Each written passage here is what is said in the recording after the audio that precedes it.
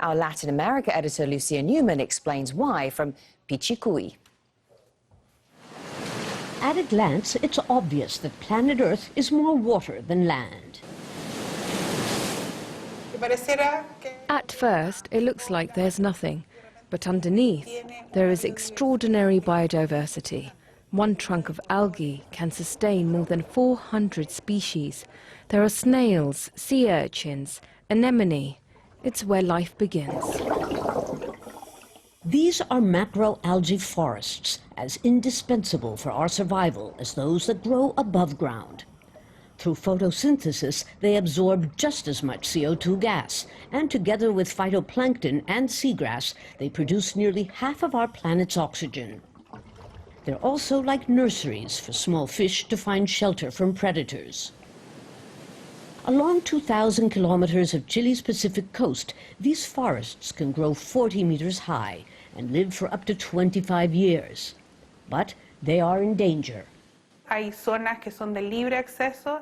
There are areas, especially in the north, where the algae is being extracted indiscriminately. Almost every day, Maria Campos walks onto the edge of these rocks to catch huiro, as it's called in Chile. It's hard work, but its escalating price has allowed her to send her 3 children to university. These huiros, or algae, are drying out here so that they can then be taken off to be sold. And why is this algae in such high commercial demand? Because they are the source of alginate. You probably have never heard of it, but believe me, you have consumed it. This is used for making your car's dashboards. It's the most expensive type. This variety is used for making creams, shampoos, and soaps. And this one, called the black huiro, is used in making the plastics that we use practically every day. It's also used widely in the cosmetic industry. From here, it's taken to a processing plant to be chopped and shipped, primarily to China and Japan. Chile produces 40% of the world's alginate, but much of it is harvested illegally. Maria Campos says she only takes what the ocean throws out.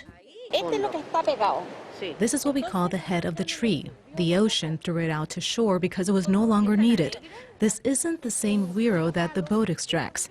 The fishermen dive, cut it out from the head, and kill it. Licensed fishermen are allowed to rip out the algae, a technique that was illegal until 1980.